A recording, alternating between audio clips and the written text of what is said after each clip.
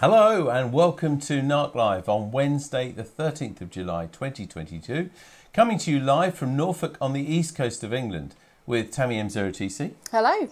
And me, David G4ERV. Lovely to be back. On tonight's show, our main event is a really interesting talk on battery technology by Bill G4ERV. We have an update on our Barford Radio Rally, nominated charity and your news. And we find out what on earth this is. And we have had some entries, but it's been 3 weeks since we were with you. So if you didn't get around to sending us an entry and you want to put it onto BATC or Facebook, do it quickly and we'll come to it in a little while. But first, I'm sad to bring you somber news of several silent keys. Firstly, Norman Wilkins, G6KBZ, who lived in Thorpe Market, died on the 4th of June from bowel cancer. He used to be very active on NB years ago and was a member of NARC when it was at the Coombes School. Of course, our thoughts are with his family and friends at this time, and thanks to Paul G4XBT for letting us know and giving us this picture of Norman.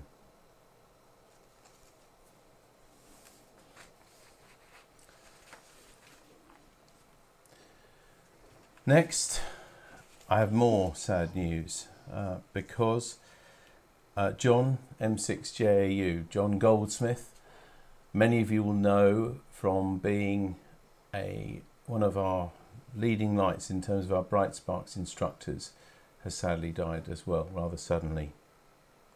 And I've got a tribute from his good friend Richard M6UES, which I'd like to read to you over some pictures which he sent.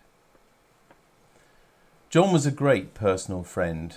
Through my younger years, hobbies of photography, slot racing and the 8-bit computer era of the 1980s, then attending Richard's wedding to Michelle in 1995 and continuing as a family friend when Richard had his children Pete and Jake. He spent a considerable amount of time with both of them, engaging them in all things technical. Richard recalls Pete being especially amazed by his model plane flying, and Jake being interested in the construction of robots. He even looked after their pet cat on more than one occasion whilst they were away on holiday and took them to and from the airport. A true friend. His role in making science and electronics interesting to the younger generation was never in doubt, both at NARC, where after a gala day I introduced him. We subsequently did our M6 license together with my son Pete, and where he soon took on a role spearheading Bright Sparks along with Peter Williams, where he was always thinking of new things to interest our younger members. But also at County Upper School in Bury St Edmunds, where he was that likeable laboratory technician we probably all remember from our school science days. Always a regular attendee at NARC Radioactive in June, he was always busy constructing something. Although never married, John always placed others first and was one of the most knowledgeable people I've ever known. JG, as he was often known, was not that interested in the radio side of the hobby, so the term silent key probably seems inappropriate for him, perhaps shining light to reflect back on his works for Bright Sparks and the general engagement of youngsters would be more indicative of his achievements. But whatever you choose to use, John was truly one of a kind, and I'll really miss him.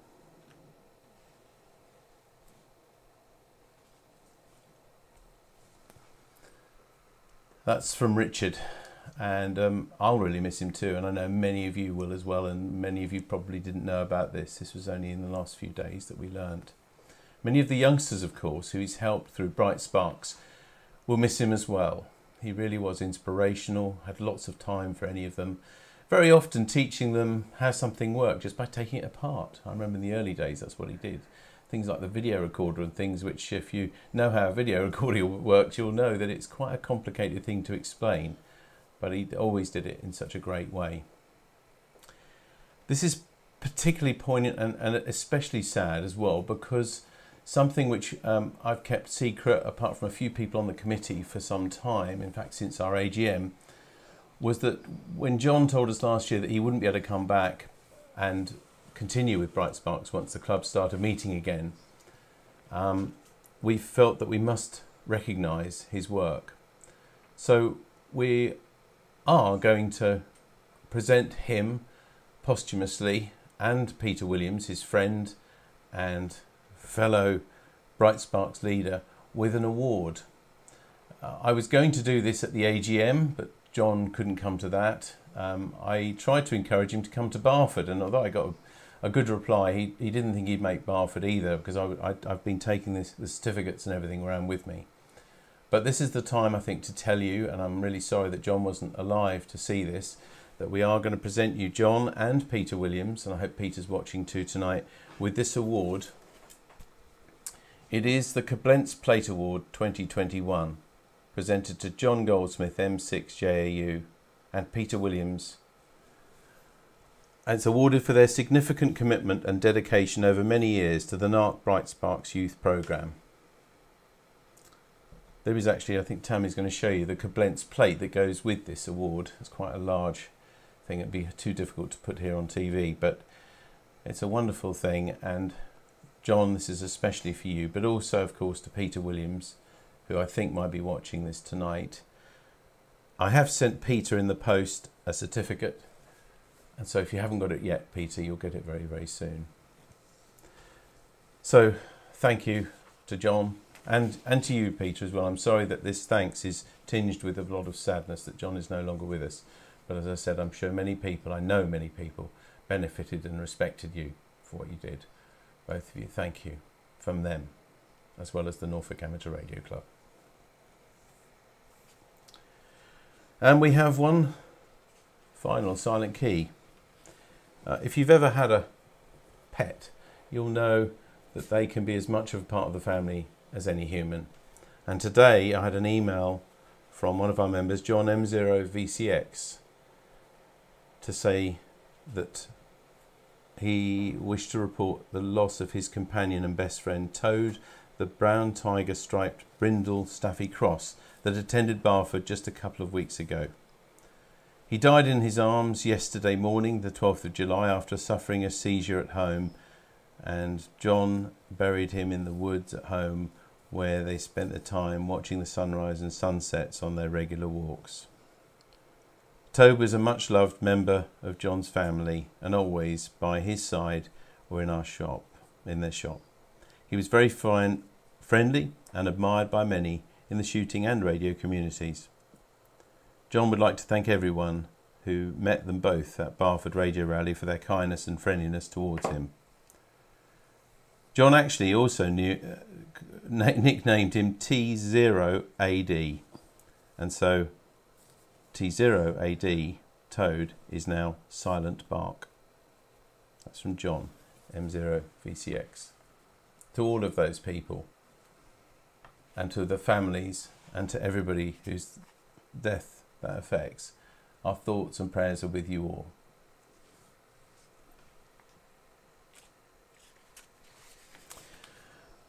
Well, thanks. We mentioned the Barford Rally just then, the Barford Radio Rally, our annual radio rally, which was on the 3rd of July. We haven't met since, of course, online, so I haven't had a chance to talk to you really about it since. But thank you to everybody, especially if you helped us run the event, or if you supported the event in some other way in coming along. It was a great effort by everybody, and I hope everybody enjoyed it. We're still working on the club's net income and all the figures and things, because we've got quite a few bills yet to receive and pay. But we would like to announce the amount raised for our charity. Now, the nominated charity for Norfolk Amateur Radio Club this year is Cancer Research UK. That's as elected and voted for by you, the membership. And so we're very pleased to tell you that at Barford, with the raffle and the various collecting boxes around, and also donations from Silent Key sales there, we raised £529.29, which is a wonderful achievement. Linked slightly with this, I had an email a few days after Barford from John G0MXN. Very sadly, his daughter, Susan, died on the 2nd of June this year after a long illness with widespread cancer, and she was just 58 years old. John has decided to kindly donate £500 to the NARC charity account in her memory. And I asked him earlier, would he like me to mention this, or would be happy that we did that, and he was. So in total then, just in the last few weeks, we have raised £1,029.29 for our nominated charity, Cancer Research UK. So thank you to John, and thanks again to everybody who attended Barford and contributed. We've got a few pictures of Barford. Oh, we actually. have? Yeah, let's have a look at some of those. Tom. Well, while we go through these, I'll tell you about something else. Now, if you didn't stay for the end, and I know quite a few of you left before, the event finishes about 1 o'clock actually, but I and just a couple of other people knew that we were expecting a special guest. If you live here in Norfolk, you may have heard a programme called Treasure Quest on BBC Radio Norfolk, where they travel various events up and down the land on a Sunday, looking for various clues to solve and to find the treasure at the end. Well, a few weeks ago, thanks to Peter Claydon's idea, I wrote to the Treasure Quest at the BBC and at Radio Norfolk, and they said they would give me a clue that we could hide, especially when I mentioned that we had our weatherman Jim Bacon, who might well know the presenter on there, and also, of course, that he's very, very keen on Morse code. So I think that gave the Treasure Quest producer good ideas to put that together. So he sent me the clue.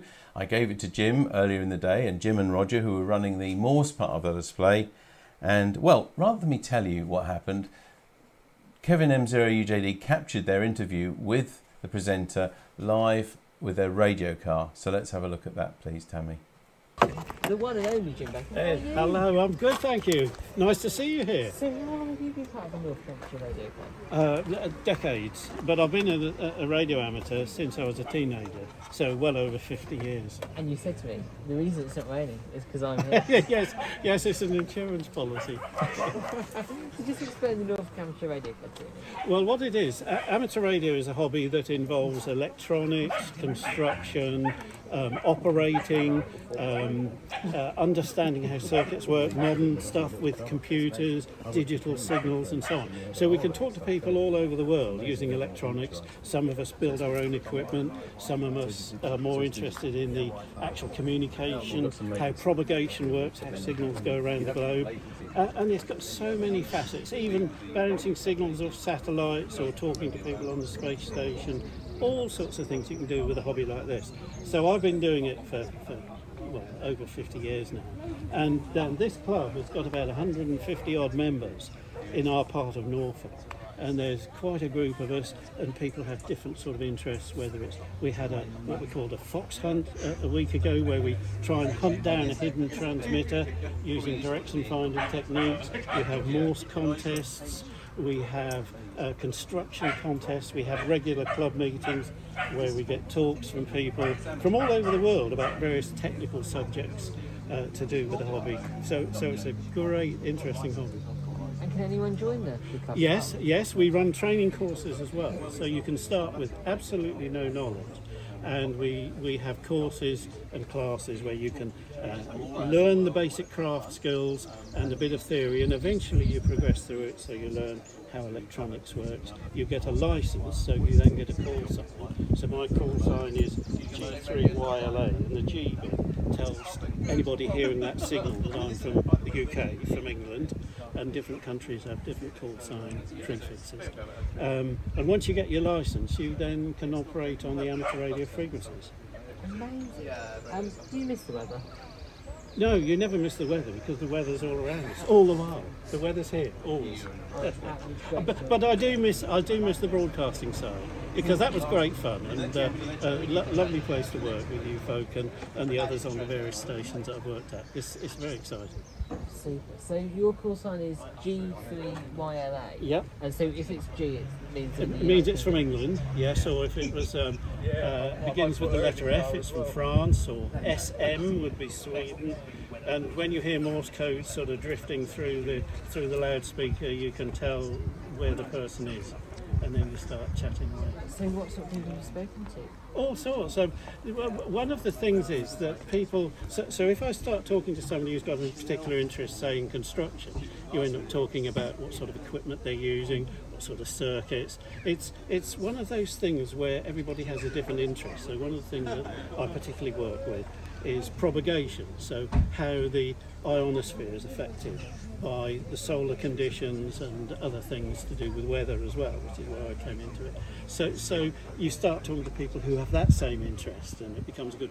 Or you might talk to somebody who's worried about his grape harvest in France and big thunderstorms damaging the grapes and causing problems. It's amazing. The subjects are endless.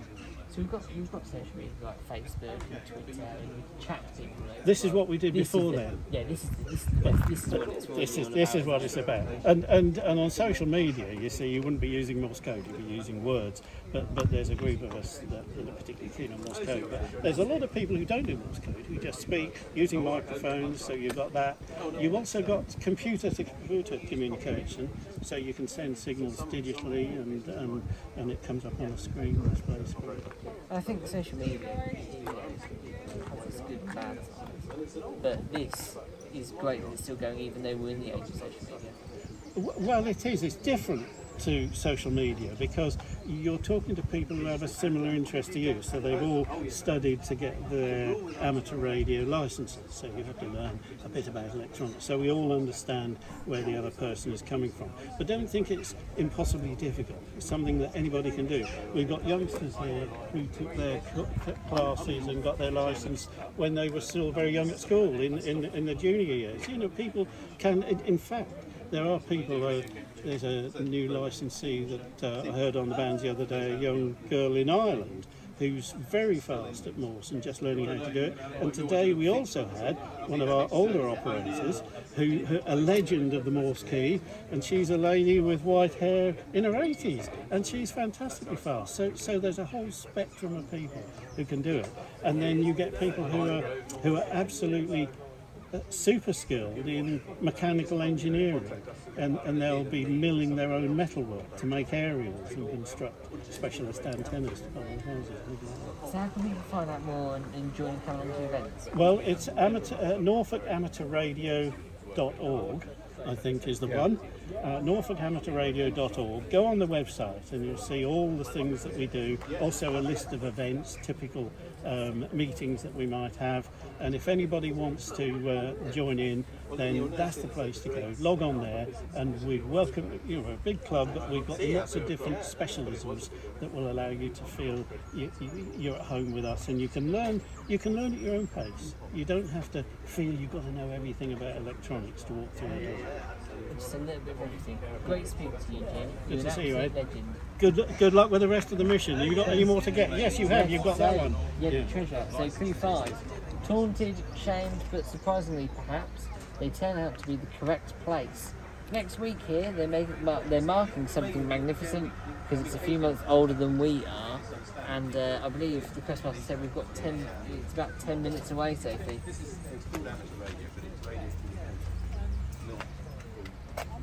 Might be a bit tight. I think that's probably a place we need to leave it there. I laugh because that was Kevin doing the camera work. Thanks for that, Kevin. I know the sound wasn't great, by the way, but remember we could only hear one side of things as well, because in the studio, Sam Burton, by the way, was the presenter for Radio Norfolk. It sadly wasn't Julie Ranger, because we thought that would be fun, another twist, two weather people together. But anyway, Sam was great, and at the end we were just looking in his boot because we were amazed that all this technology that they were using for that was all fitted in the boot of something like a Ford Fiesta. But anyway, that's us geeks. I think that's what we're interested in. So thanks, Kevin, for the video. And if you want to hear that completely, in fact, you can hear the whole show for about another 2 weeks. You can go on BBC iPlayer and play that back. Or if you want, I've got a specific link that the producer of the programme, Paul Hayes, sent to me. And I'll be happy to send that to you if you just send us an email to the usual address, radio@dcpmicro.com. There we are. Just send me an email, say I'd like the BBC Radio Norfolk link, and then you can hear the whole thing if you like again. So a really good Barford event for us, I think, and helped put amateur radio on the map. Jim did a great job at explaining that, as you'd expect.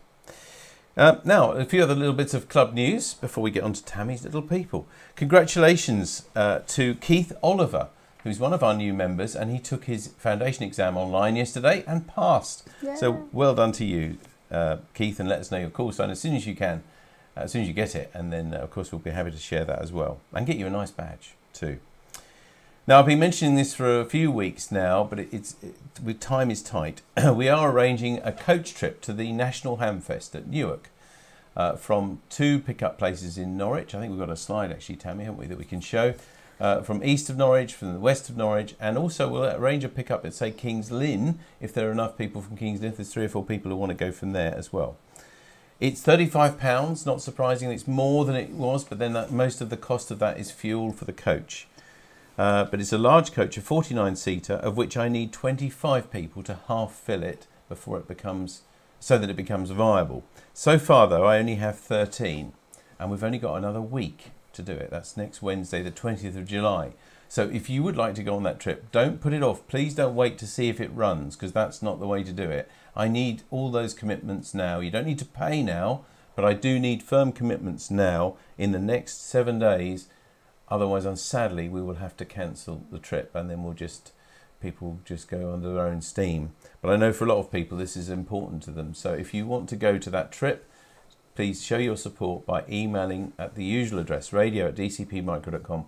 As I said, by absolutely latest is next Wednesday. And this is because we have to commit and pay a deposit for the coach. And I don't think it's wrong to tell you how much here. We're talking about over £800 worth of club funds going to have to back this.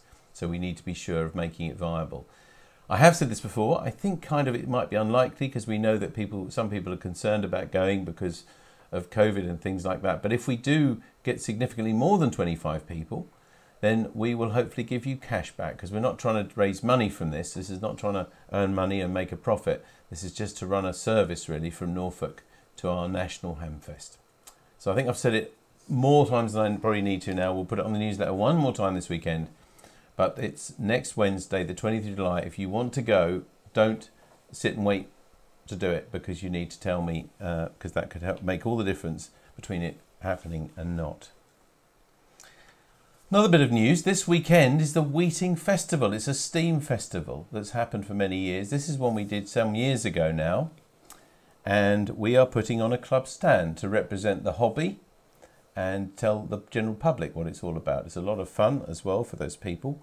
We've got a small team who's already going to man it. We have one more exhibitor ticket left, which means that you would get in for free. So if you're willing to give up a lot of your weekend, it's on Friday, Saturday and Sunday, and you'd like to be on that stand, drop me an email, radio@dcpmicro.com, and the first person to do that, if you're up for helping us with it, I will put you in touch with Andy and Laura, who are organising that event, and they'll get a ticket to you. One more thing to let you know, it's a few weeks away yet, but our friends at King's Lynn Radio Club have got their radio rally coming up on the 7th of August. There we are at the Gaywood Community Centre. Opens at 9 o'clock, and the entrance fee is £2.50. So we'll be putting this on our website. It's of course also on King's Lynn's website as well, but another nice radio rally coming up on the 7th of August. Enough from me, Tammy. Over to you for your little people. Little people? We've had a few weeks off for the little people, haven't we? We have, yeah. It does seem a them. while since we did this. So we were just having a little bit of a disco tonight. Oh, good. Okay. I'm not sure it's quite the weather for it. A stationary disco. Right. And do they look like pencil sharpeners to me? Pencil sharpeners and staplers. That's really good, isn't it? And they're those eyelet hole things as well. Really good. Eyelet holes? Those things that I think the records... The pencils. Oh, are they? Yeah. I thought you were going to say to me, what are records, Dave? No. They're back in fashion now. Oh, yeah, that's true. Wouldn't be like me to be back in fashion. No, Good job I kept mine. No. I told you my clothes will be the same. They'll come back into fashion one day. I'm not so sure. Anyway, if you like that picture and want to see more, miniature-calendar.com. A different picture every day, and Tammy picks one out for us. So what have you been doing? We've heard from a few of you, quite a lot of events, of course, have been happening in our club diary. But don't forget to keep in touch. We will be meeting, I'll tell you in a moment a bit more, but we will be meeting again next week on NARC Live. So if you send us some pictures and or any stories or anything like that, of course, we'll be able to repeat them then, or we'll do them on a future programme as well. We always save everything. And as always, send us details to this email address, radio@dcpmicro.com. We need them by the very latest on the 3 o'clock on the Wednesday to get them on that night's show, or they'll be on one very soon afterwards. So back to that competition that we set 3 weeks ago now, when we showed you this and said, what on earth is this? Looks like a snake. I think it does. I think it looks like something out of James Bond, some kind of secret thing to poison someone I'm with not it. sure about James Bond, maybe a horror movie. Well, maybe. Anyway. We have had a couple of... excuse me, I'm sorry. We have had a couple of online... Let me just find those. Steve G4ERV says, is it a walking stick handle? I suppose you can't, from that, you can't tell the actual sort of physical size of it, can you? One with a poison tip in it. Oh, no, sorry, that's my James Bond again. No. And John20TWQ says, is it a sewing machine hooker? A sewing machine hooker? Sewing machines? Back on sewing we've grown past those. I think that's all we've had online at the moment. Okay, well, we've had quite a few entries, so we better read those to you as well. Quick off the mark was Tom G8XQD. He says, I guessed it was another rug making tool, and then I cheated with a search and discovered that this is a device called an overlock looper. Anyone that thinks the radio exam is hard will find the black magic of the overclock machine incomprehensible. That's a bit of a cryptic clue, isn't it? Tammy. Okay, Jock2E0BNI said it looks like a looper for an overlocker. It says a serger. I presume that's a make. Sewing machine. Sewing machine again. Simon M0SIH says this item shown on What on Earth Is That is a looper attachment for a sewing machine. Bruce G4KZT is this week's mystery object part of a sewing machine. God, I don't understand. Colin M0GMK says, I think the latest What on Earth is a looper attachment for a sewing machine, but how does it work, he says. Well, firstly, we better confirm what it is. Well, it is a sewing machine looper. I can't believe that. It was sent to us by Neil. Yep, Neil G4JUV, thank you for sending us that. I can't believe you sent us a picture of the sewing machine. Any idea how they work, Tammy? I do, but I've got to just come back to us. All right, I'm going to show you that. We'll be showing you a new clue in a moment. I've got a gift going on here, so... this is something... This is how it works, apparently. Because I sent a message to... And if you ever do submit one of these, and we love you to do that, by the way, it's nice to see how the thing works, whatever it is. Normally it's a still picture, but Neil sent us this, and I think we can see why. Lovely animated GIF here to show you. And the looper, I guess, is the thing that's dropping down, isn't it? I guess so, you think? yeah. Oh, no, maybe it's the bit that goes round. Oh, the bit with the red bit on? Yes. Yeah, yeah. I would have thought so. There we go. So there we are. That's a sewing machine. You can just sit and watch it. That's mesmerising. We are a radio club, though. You know, sewing machines. I'm not quite sure where they come into it, even though a lot of you think you see them in everyday life. Probably traumatised, actually. Anyway, let's have a look at what we've got for you this week. So we are meeting next week again online. So you've got a week, just under, to tell us what you think this is. What on earth is this? You can see our guest tonight is also close to his screen having a good look. I'm not going to make it too easy, all right? There's something I could have, another picture that the person sent us, but that's, see if you can think what that is. Have a look at it, close look at it, every bit of it, shall we say. We'll put that on our website and on Facebook, and you've got T-minus 6 days and something like that to let us know by 3 o'clock next Wednesday afternoon, and then we'll reveal what on earth that is. Lovely. Okay, so just time then. I know we're a little bit late, but we did warn our guest Bill that this might take a little bit longer than usual now. So just going to tell you quickly what's happening on the club this week. On Sunday, we've got the GB2RS News on GB3MB at 7 o'clock. On Monday night at 7:30, also on GB3MB, the Monday Night Net, and at 8:30, the 80-metre CW nets on 3.543 megahertz. Then next Wednesday here on NARC Live, so we are back here again, we've got a talk by Kevin N4XL on setting up and configuring the popular logging program N1MM. Now, if you think, well, how can we spend a program talking about that? It is a classic program that I think most people in this club certainly use, but it can be tricky to set up. And Kevin's going to put on a talk for us. So that's next Wednesday here, 20th of July. And then the following, just going to let you know as well, the following Wednesday, so it's 2 weeks tonight. We have two things happening. We've got a meeting at CNS School between 7 and 9. It's an informal, but if you like a roundtable discussion and you've got an idea for us or you want to suggest something or request something, let us know. Jim Bacon's organising those talks. And then, but on the same night at 7 o'clock also, we've got the Trophy Fox Hunt.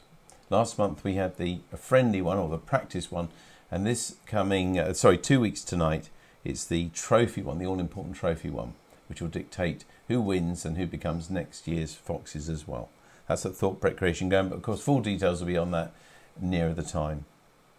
So don't forget to send us your stories, and if you've got any mystery objects that you'd like to send us for that competition, we're still doing it, maybe not quite as many as we did, but we still love to receive them, and your stories and your pictures, just send them to this address, radio@dcpmicro.com.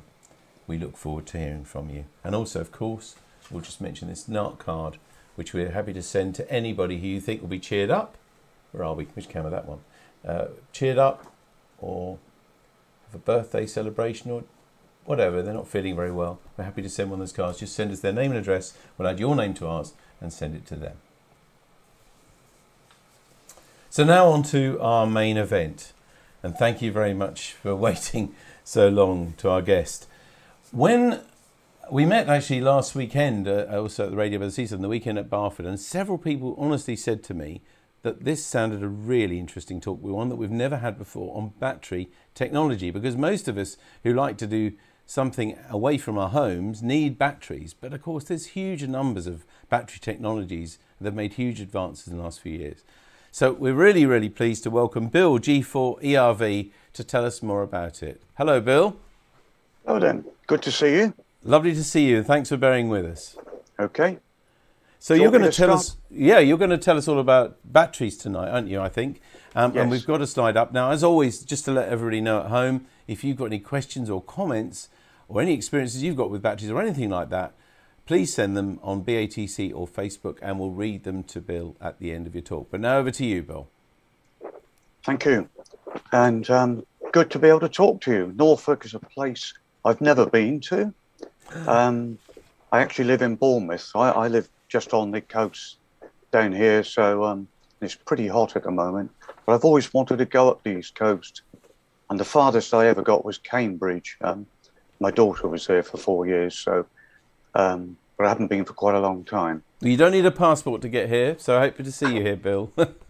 I know, I'm thinking actually of having a few days that way. Okay, battery technology for portable use. I'm starting this off really to explain what batteries are, or cells, a little bit about the technology, and then on eventually to lithium type technology, which is really what we all ought to be using for a number of reasons that I'll cover. So ignore that. That's where if I do zoom on a time limited one, but I put it in there. Just quickly about me, been G4ERV since 1975. I was G8KQT before that, and then did my CW exam at 12 words a minute. I started off actually as an auto and a marine electrician. That's actually where I got into batteries. Of course, it was lead acid in those days, and at that time, I'm talking early 60s, we used to actually make the batteries. We'd buy the plates in and so on, and they were in a big hard rubber case in those days, and we'd actually have to assemble them, form the plates, charge them, and then of course send them out. We sold them. I also went on to the sealed lead acid side of batteries with Oldham. I worked for Oldham for a long, long time. Came out of it from my electrician days, I should say. Went back later on, worked for Oldham Batteries in Denton, Manchester. And about, I think, my 7th or 8th year there, because I was on automotive batteries in those days, I went on to sealed lead acid, which were quite a new technology then. All car batteries are sealed lead acids these days. I've worked on charger design, intelligent charger design. That is, something got to charge it up, and when it gets to its charge voltage, you know, you charge up a nice curve, and then it drops and goes into a float voltage. I'm talking a lead acid there. Worked quite a lot with. I've written articles on battery technology. I had one a few years ago in the Radio User, or whatever the magazine is now called, because somebody asked about batteries. I worked quite closely with the military for a few years, again involving battery and cell technology. Before I finally retired, I spent several years in education. Physics is my background, really. I fly electrically powered radio controlled aircraft. I use the LiPos, lithium poly battery for those. But I also use LiPos, or what they call LiFePO, LiFePOs.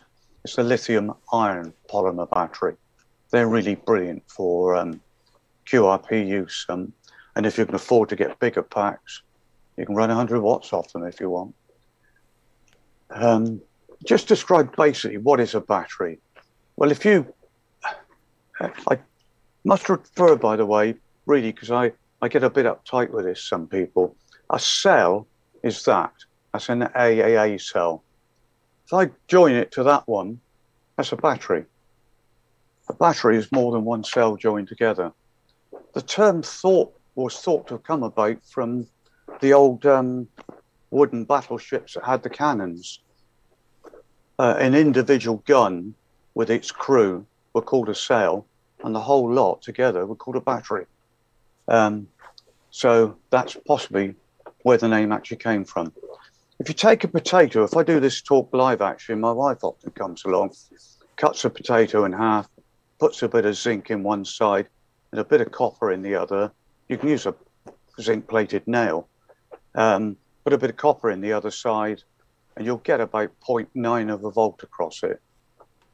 When I was in education, I actually ran a very early digital watch on one potato for about 9 months. What killed it in the end is the potato just desiccated. I said I've explained the difference between a cell and a battery. And then, of course, these days you've got primary, secondary cells.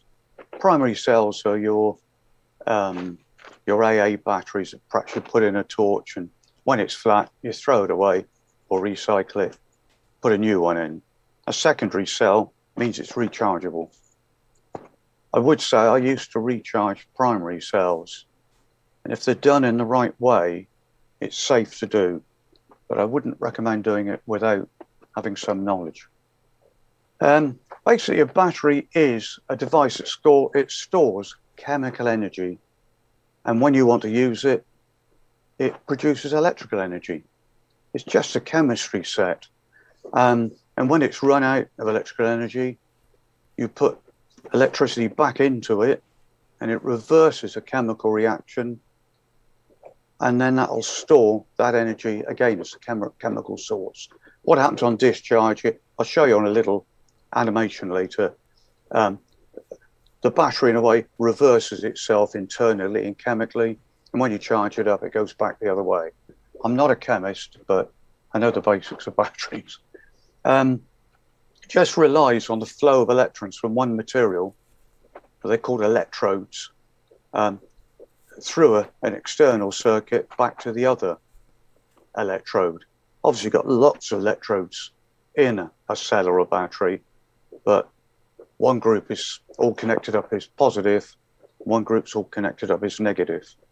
And the actual electricity flowing, or the electrons flowing, normally through a liquid or a gel to get from one plate or one material to the other, and then around the circuit. In a way, the nearest thing you can connect it to or class it like is a large capacitor. If you've got a really noisy power supply and you've got a battery that will take the voltage and the current you've got coming out of it, you can actually regulate a power supply to a certain extent. But again, better use electrolytic capacitors. Okay, of course, recharging just reverses that chemical reaction. As you probably know, most chemical reactions work better when they're warmed up. If you discharge a battery, certainly if you're discharging high current, it'll warm up. And when you recharge it, it'll warm up again. And chemical reactions always work better normally when they're warm. This is what is thought, and I will emphasize thought, to be the original cell. It was found in Baghdad back in I think it was the 18th century. The drawing, I'm moving the mouse over at the moment, the right-hand side was what the archaeologists drew. The piece on the left-hand side was you know, how they basically put what they thought they were building together. And what it was a clay pot. It had a positive electrode running down the middle, and this was a piece of copper tube, like a copper cylinder, and it had within here an electrolyte. What that was, we don't know, but you could put salt water in there. That would work, provided you've got a conductive electrolyte, the material that's between the positive and negative plates. Electrons will flow. And that does depend on the materials you're using. I believe this is in the British Museum now, but we still don't know if it was used for that. But if it was, it could well have been used for electroplating gold or silver onto base metals. But it's still a mystery. When they rebuild it, you can use it for plating. And of course, you can series them up to get more voltage. Our original ones, of course, were the nickel hydrides. I don't really refer much to nickel cad these days because they're quite difficult to get. Unless you buy those little Chinese lanterns to put in the garden, it's got the photo cell on the top. And they seem to be getting rid of all their old NiCads in those. Biggest trouble with NiCads is it's the cadmium. It's quite a nasty metal, basically, quite toxic. Can leach into water. So what we replace them with were the nickel hydrides, these little cells. In fact, if you get a AAA, AA, or whatever these days, they'll probably be nickel hydride. They will fit into adapters, by the way. So if you've got to use C cells or D, which are really expensive, look for C cell, AA to C cell adapters or A to D cell adapters on the net. You'll find you can get a little tube, you can push a AA cell in it, and it makes it into a D cell shape. And if you've got a 2.5 amp hour cell, you've probably got what you would have in the D cell anyway. Nickel hydride's pretty easy to charge. It's basically current controlled, C10. So if we were to charge the 2200 milliamp here we got on the screen, if you charge that at 220 milliamp for about 14 hours, so if you divide that by 10, put a voltage across it, control the current, you will recharge it. It won't recharge actually in 10 hours because of the chemical technology. Most batteries actually will charge up. When I say batteries, I'm referring to cells and batteries. It will charge up to probably 80, perhaps 90% of its charge. The last bit takes quite a time. And you need to put about 14 hours across them. In the old days, we would set a timer on I used to use one of those mains timers, plug it in the mains, plug the charger in it, set it for 14 hours so it would turn itself off. If it's a 24-hour one, by the way, you need to get back to it within 10 hours, otherwise it'll turn itself back on. These days, there's a lot more intelligent chargers about, and you can charge these up at, I wouldn't say 1 C1, but you could probably charge that up to an amp back into it. I would normally recharge those at half an amp on an automatic charger, and after about 5 hours, it turns itself off. They will warm up. So, you know, they're quite a useful product these days. They don't like to be over discharged. If you totally flatten them, you'll probably not get a charge back into them. And they self-discharge very quickly. Okay. What you also get now are the well, I still know is an any loop. One of these is an any loop cell. And they used to call them long life or ready to go batteries. This is what you'll see in a shop these days, ready to go. And if you charge them up, they'll probably still have 80, 90% of their charge after 12 months. They're quite amazing. They don't self-discharge quickly. And again, you can get the adapters to fit them. They're pretty easy to charge, the same as the nickel hydrides, basically. It's the same type of technology. They are, and I said C10 or higher, and of course they're very light. But again, they don't like being over discharged. And in comparison to lipo cells and so on, they're fairly expensive. But they do last a considerable time. Sealed lead acids is probably what we're all, carting off to rallies or up hills or whatever. This is one of the really popular ones. And I worked in this technology, but it was Oldham Eagle Pitcher, basically. An American product, and we were the agent. We put Oldham labels on. The difference between that and the old-fashioned car battery, which you had to top up, the old days, you have to go out to the car and check the battery and top the cells up with distilled water, once a week or once a month or so on. That actually happened because the plates, the lead plates you had in them, if you cast pure lead, you actually make like a grid, like a very fine chicken wire. You cast in pure lead, it's so soft that when you roll the lead paste into them, which is the active material of the battery, the lead itself flattens out. So the way you had to overcome that was to make an alloy, and we used antimony. The big curse with antimony, it makes the battery gas. So that's why you're always having to top them up. The Americans discovered if you use calcium metal, most people think of calcium as a mineral. There's also calcium metal. It's the same range as the sodiums and lithium metals.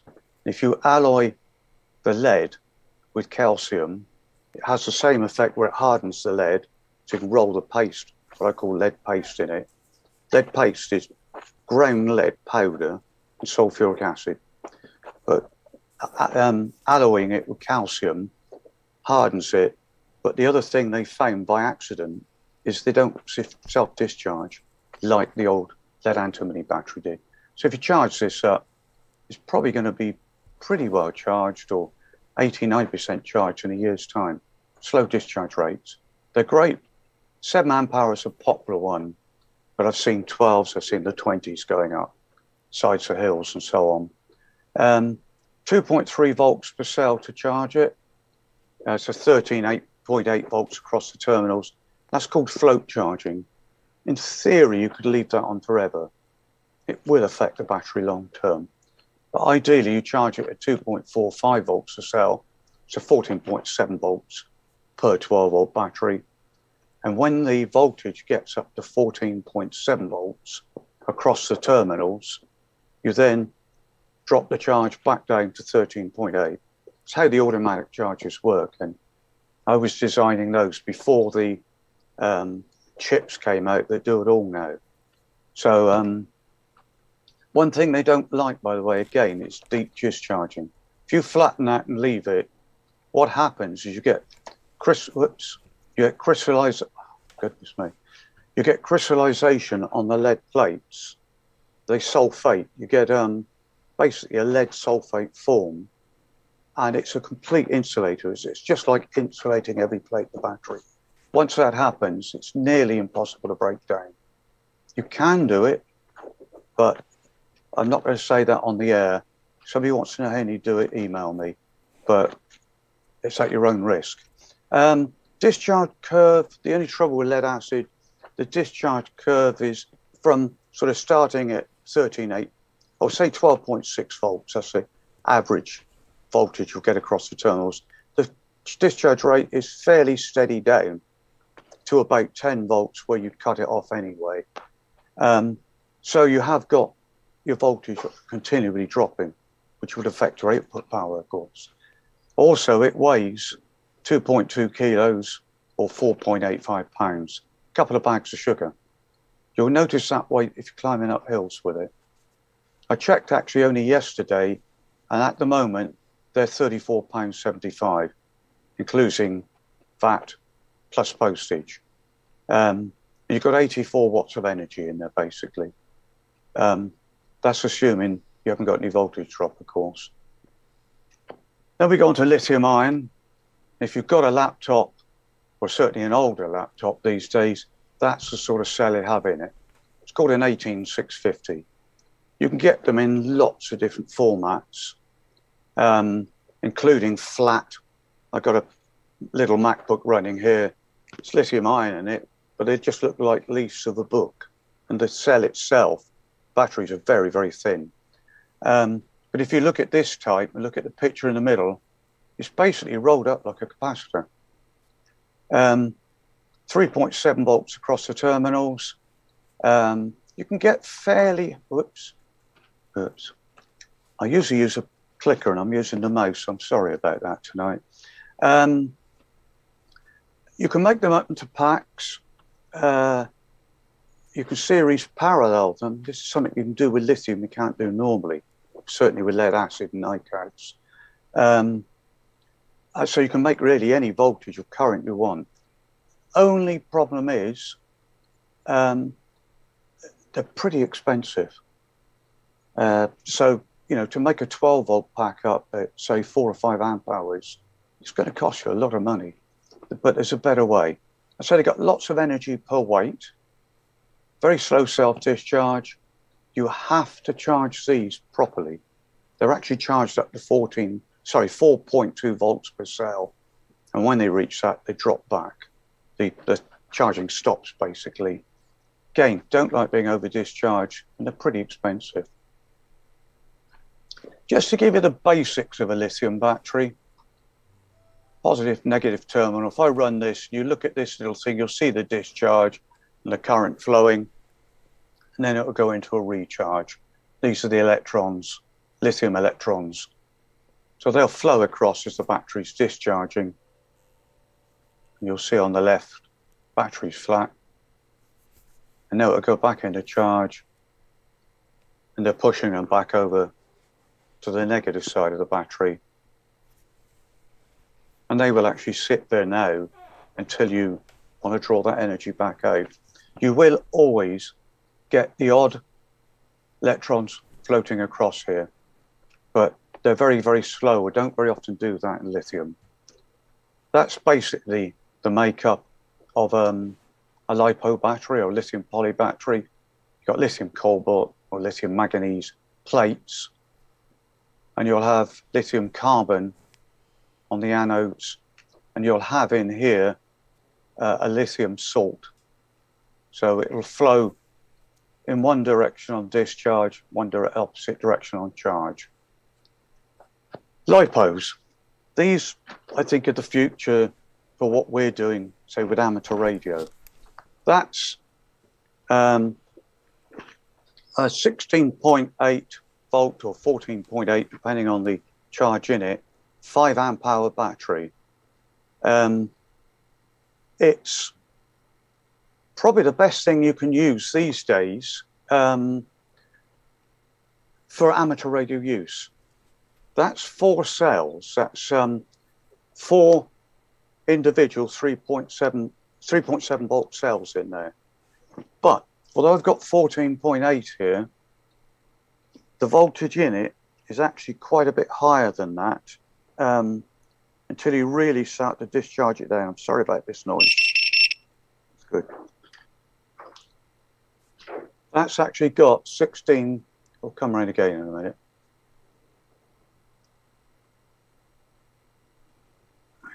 .5 volts in it at the moment. What they do, by the way, they test your battery.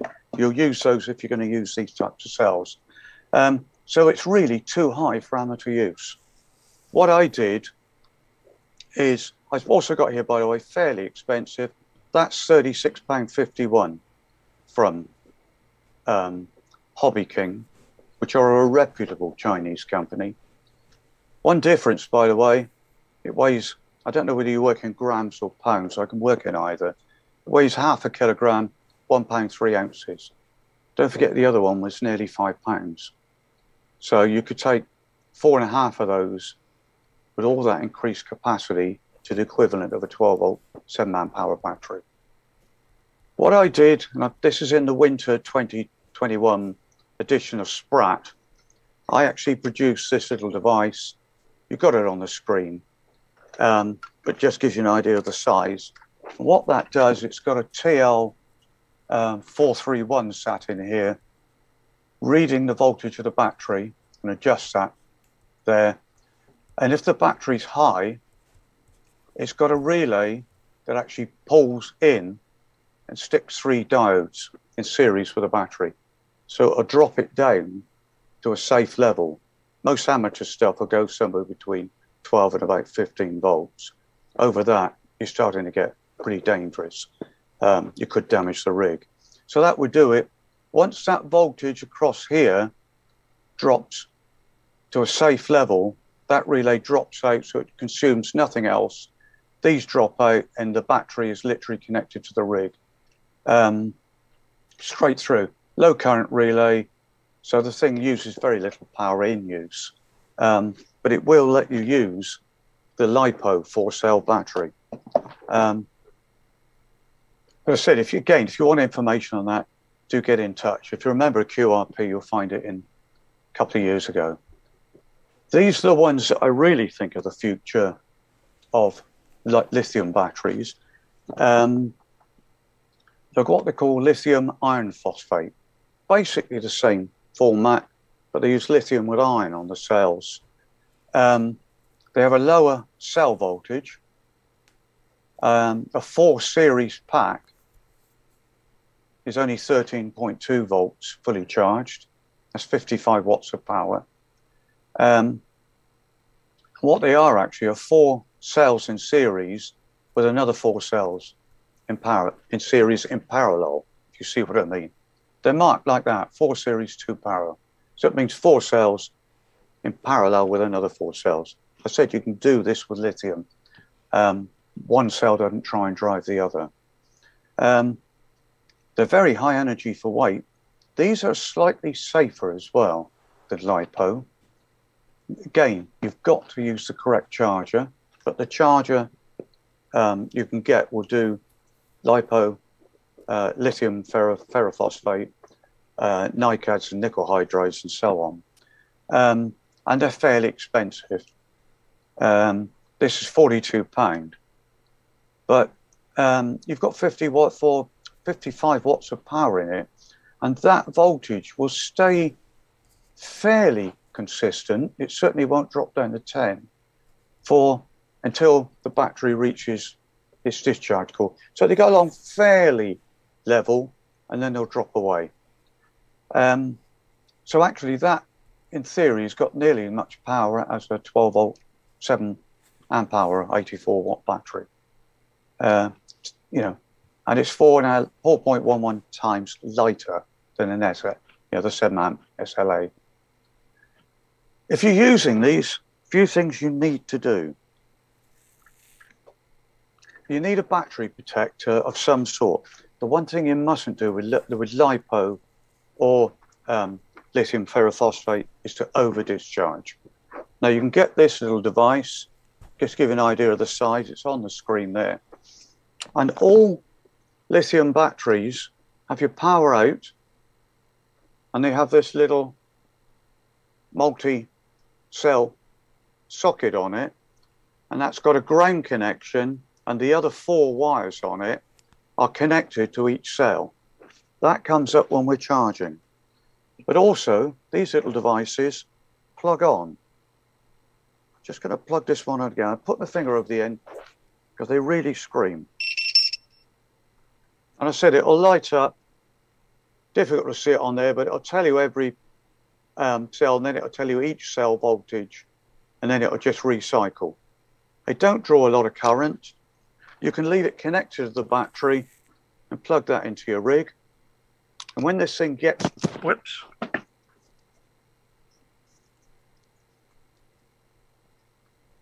I've just pulled my earphones out. Oh dear. Well, we can hear you. It's all right. We can still hear you. Just a reminder to everybody at home, if you've got any questions or comments or anything for Bill. Just plugged them back and I've lost the... That's it. I caught the lead with my with the battery and pulled the earphones out. Sorry, it won't be a second. That's okay, Bill. I'm just telling everybody at home, if they've got any questions or comments or experiences of using these sorts of batteries, then do share them on Facebook or BATC. Well, that's one back in. You should better hear me now. Good job they can go right in the ears. Yeah, yeah, these little battery protectors are brilliant. You just leave them in circuit, leave it on the end of the battery itself. And I said it will scream at you when it gets down to a recharge level. They're really loud. They've got 2 senders on the end. And I said you can get them from sort of £2 up to about £10, depending where you go. But even places like Amazon, if you're prepared to buy a few, you can get them at silly money. But I'd go to eBay personally. Can get a more sophisticated version. This one, that will tell you a little bit more about the battery. It will actually monitor LiPo, lithium ions, the high voltage lithiums, NiCads, etc., nickel hydrides. But personally, I would suggest that. Okay. This is, by the way, a little bit dearer. Overlander are a UK company. I use them for radio control batteries because a lot of aircraft depends on the condition of the batteries. And they do produce some extremely good products. You know, they balance cells even before they assemble them. And when you're using huge currents, you need that. Just to cover, by the way, if you're interested in the International Space Station or the Ingenuity helicopter that's flying around Mars, coaxial blades on it, they're all running on lithium-ion batteries. Okay, when charging your lithium cells battery, correct charge is absolutely vital. Don't drag the old charger out of the shed. You know, you're likely to nuke the battery. You'll kill it. I can assure you, if you put that on a lithium battery, you'll have 2 problems. You'll destroy the battery. You'll have quite a good little fire as well. If you buy, I only put these up again. I have nothing to do with Overlander, but they just have some good pictures and they're available. A basic charger to charge lithium cells. Oops. Hang on, sorry.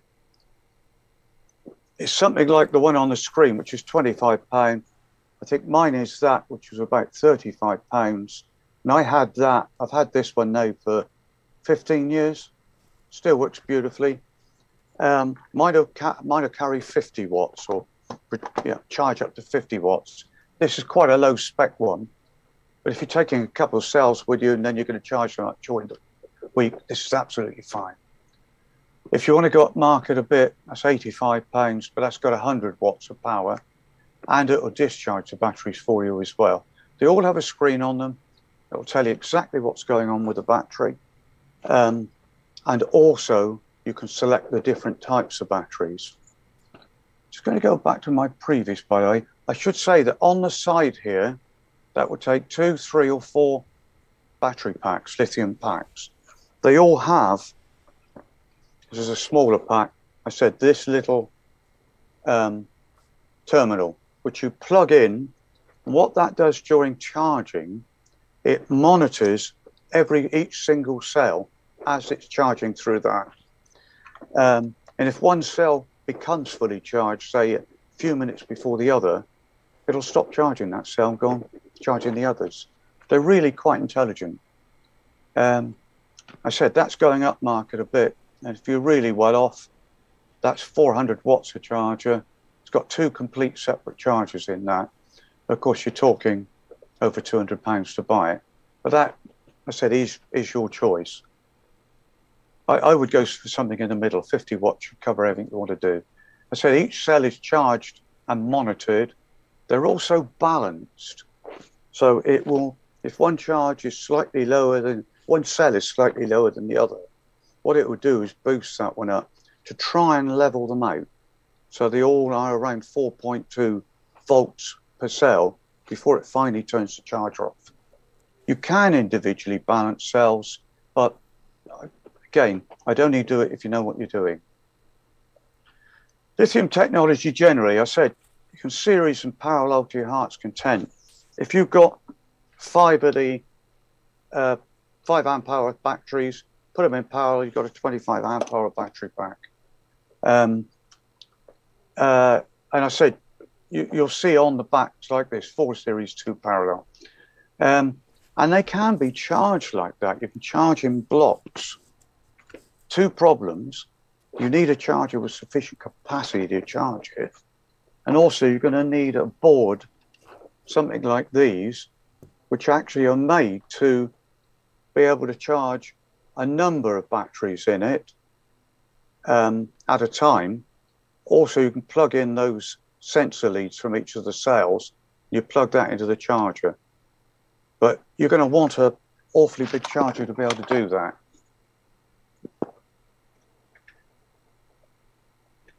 Batteries, any batteries except dry or primary, don't like being over discharged. It doesn't matter whether it's a car battery, nickel hydrides or whatever.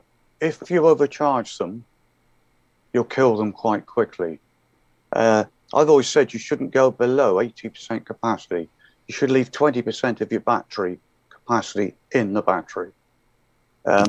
It's all right if it's an emergency and you want to use something just for a few seconds, complete something. But if you start going to 90–95% charge and you do that continually, you'll shorten the life of the battery extremely quickly. LiFo do have a danger to them. There's lots of scare stories, of course. I must admit, the big LiFos I keep in these battery packs. That one's particularly made to take those big lipos. These are fiberglass inside, fireproof on the outside. So they will stop a fire. But the recommendation's always been to sort of just charge them outside if you can, if you've got any worries. And I said, use the battery protector to stop them over discharging. Power meters, these are brilliant for amateur radio use. They're only used in the flying models and model boats and so on. But that's my version, give you an idea of the size of this thing. This will actually show up to 180 amps discharge through it. So I plug this between my rig and the power supply. It'll give me the voltage going in. It'll tell me the wattage being drawn and watts per hour, I think it is, over here. They're really intelligent, chip-based. I think when I bought mine, it was about £15. You're probably talking around about 20, but you can pay a lot more. It's a standard chip in these. They all come out of China, but they're really good, even if you don't use battery power and you just want something to go between your rig, your power supply at home. They're great. I really recommend them. We use them again for flying or model use because I can plug it between the battery and the actual motor driving the propeller or the turbine or whatever, fire the thing up, and it will tell me exactly what the propeller is consuming. Put different propellers on, you draw different current. You draw, propeller will work in a different way. Just out of interest, when I used to work in lead acid, it was always talked watts per kilogram or watts per 2.2 pounds. Lead acid was always around about 30 watts a kilogram, and that was the sealed lead acid. It was always thought to be pretty good. You go to lithium these days, you're talking 100 to 243 times more watts per kilogram. So it gives you an idea. Nickel hydride, and I'm talking industrial here, can give you 60 to 120 watts a kilogram. And put that in perspective, petrol is 12,000, no, that's right, hang on, I got the 128,889 watts per kilogram. That's why we run cars on petrol and not electricity. I know we are going electricity, but we don't get the range. If you've got a deuterium battery, by the way, you can get 161 billion watts per kilogram. Just to go a little bit on the radio controlled side, this gentleman here is Cyril Carr. He's a friend of mine, quite highly decorated chap, flies radio control. And this is a Vulcan bomber he produces. They basically made a Depron and wallpaper. Depron's the insulation you put under those floor coverings you can put down. I actually helped with another chap on the other side and him on the front, hold this thing on the table when he fired it up. It's got a huge amount of energy comes out of it. It's got ducted fans. So they're 17 mil in diameter. It's got a brushless motor that's running at about 70,000 RPM with a 12-blade impeller on it. They sound just like small jet engines. He's got a pair of them in it. When that thing's open and flying, to take it off the ground anyway, he draws something just over 3 kilowatts of energy out of the batteries. This picture on the right hit all the newspapers because somebody actually thought it was a Vulcan bomber over Corfe Castle. Corfe Castle's about 20 miles to the west of where I am. And it wasn't actually. We were up at a show at a village north of Corfe Castle, and we were doing a flying show up there, and he took it around, and of course somebody caught this picture, and they wanted to know why a Vulcan bomber was there. It was Cyril's. This thing's about 12 feet across here. So it's a fabulous looking model. He does all these sorts of things.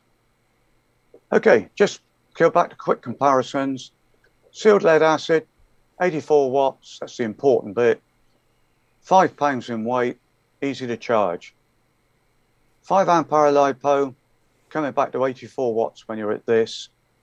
Voltage is pretty constant, weighs just over a pound, but it does need charging properly.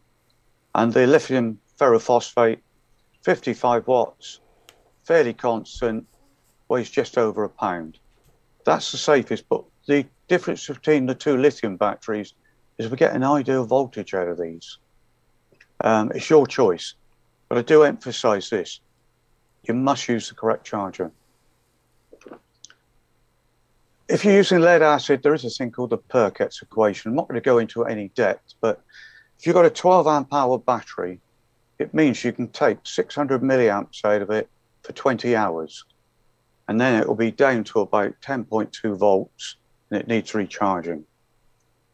You can't take 12 amps out of it for 1 hour. If you take 12 amps out of it, you've got about 27 minutes power. They degrade. It's the same with all lead acid batteries. I'm not going to go all into the equation. If you look that up on the net, you can read all about it. There's a lot on it. Discharge curves. Lithium tends to hold its voltage much, much better, and then it drops off quite quickly.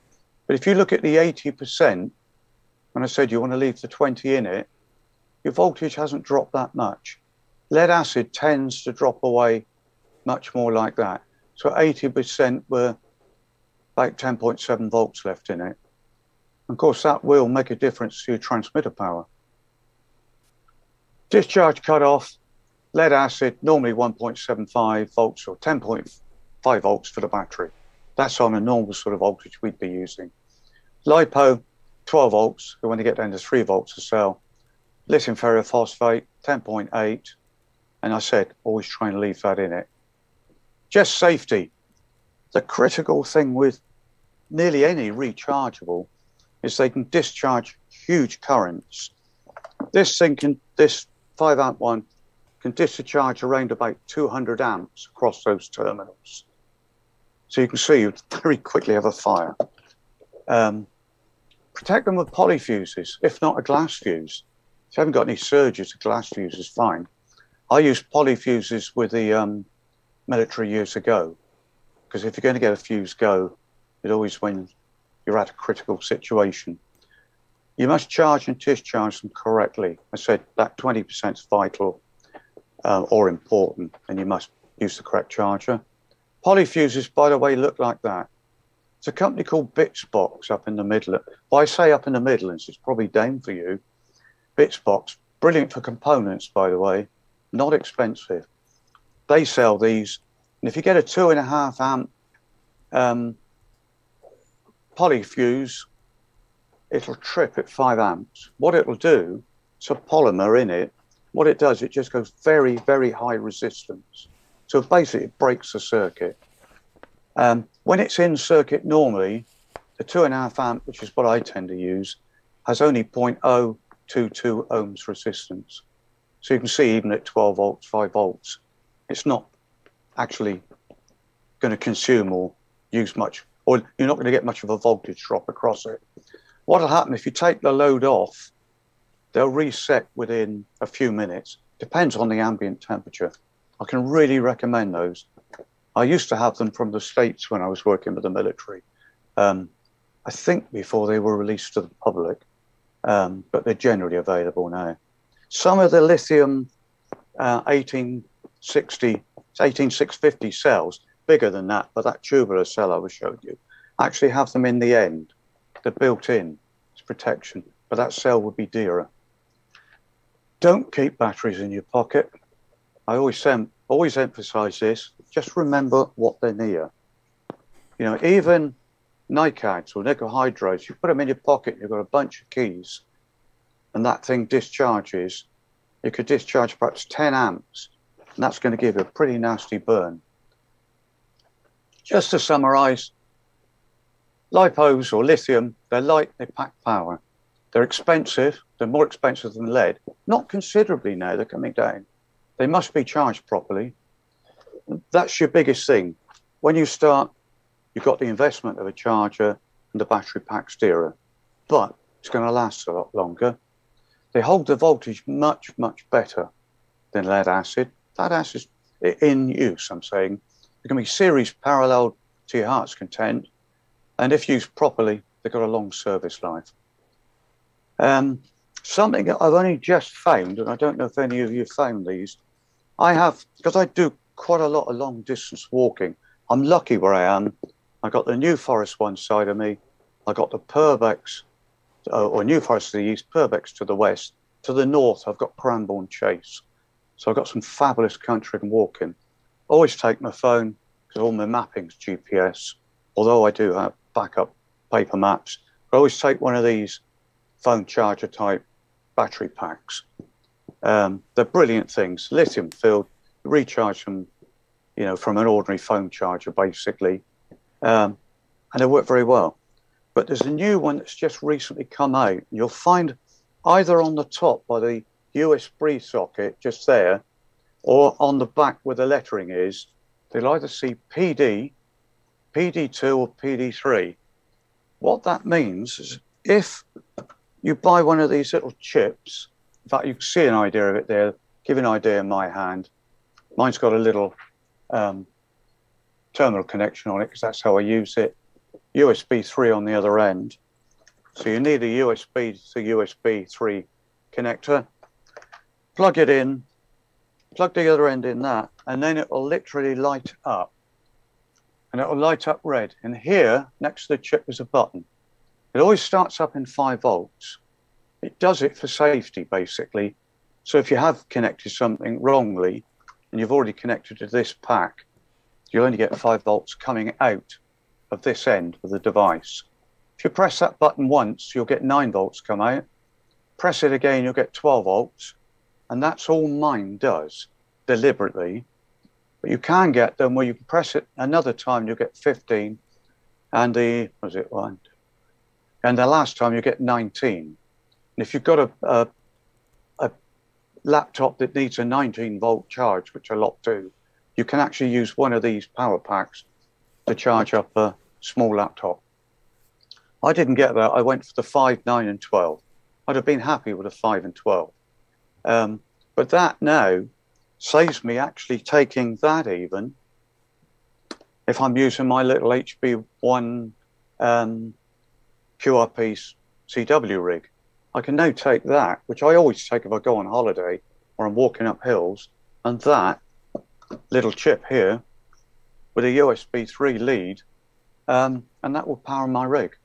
That will power it for several hours. On that, you can take out, I think on 5 volts, you can take 3 amps on this particular one. On 9 amps, you can take 9 volts, you can take 2 amps. On 12 volts, you can take 1.5 amps. So that gives you an idea of what you can draw out of it. But certainly for QRP or 10 watts use or something like that, you're okay. If you search for ZY PDS or a PD2 module on either eBay or Amazon, you'll find them. And there's lots of choices. But it's a new thing to me. It's only come out recently, and I've only been playing with it for the last couple of months. I think they're absolutely brilliant. The big benefit with this, I'm talking a lower current, of course. So I'm talking QRP probably. You can charge it with a USB charger. You don't have to buy a special charger for it. But if you want current, of course, you're going to have to. Again, want any more information on that? I'm happy if anybody emails me after or puts it up as a question. Just out of interest, lithium, have I got time to quickly show this? Yes, of course, yeah. Great. Okay. I fly radio control, but I've never flown any this small. Wow. If you can remember, we used to get the Airfix kits for 2 shillings, I think they were, when I used to get them. 1/72nd, used to just about sit on your hand. This is a 1/72nd Spitfire and it's radio controlled. It's made with Deprom, which is like a foam, a hard foam plastic. It's got a real dihedral on it, by the way. That side, you need something to give you stability. It's got a motor on the front, a lithium power pack, and a radio controlled set that actually controls the rudder. It's only rudder only. And it's designed so if you turn the motor on further, the prop, it'll climb. Cut the motor, it'll drop down. So if I run the video, hoping you're going to be able to hear the sound with it, but it's not vital, the sound.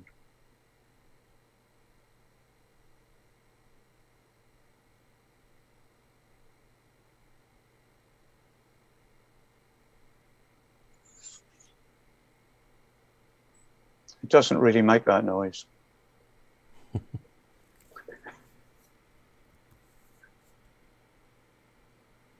That is so small, isn't it? Yeah. This is only a couple of minutes.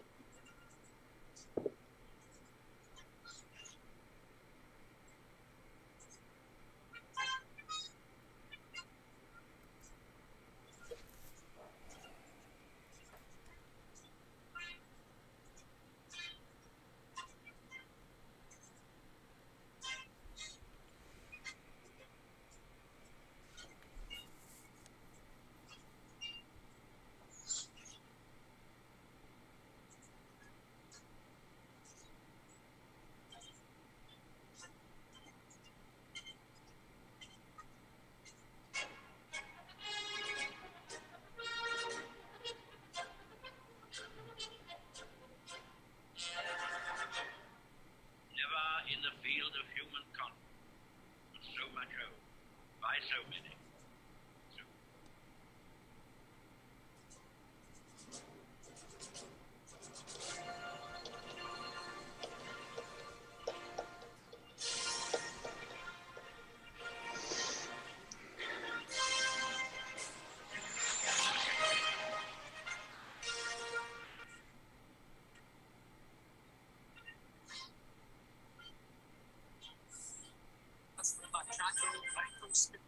1/72nd scale.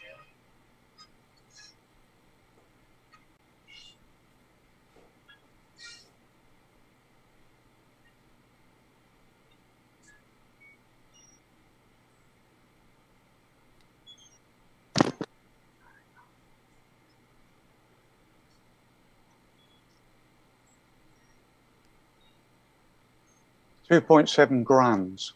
Oh. What did you say again then, Bill? Sorry, 2.7 grams. That's not, a letter weighs more than that. Yes, Literally. the battery's about the size of my little fingernail. The only thing I would say on that, by the way, whoops, hang on, I'll go through.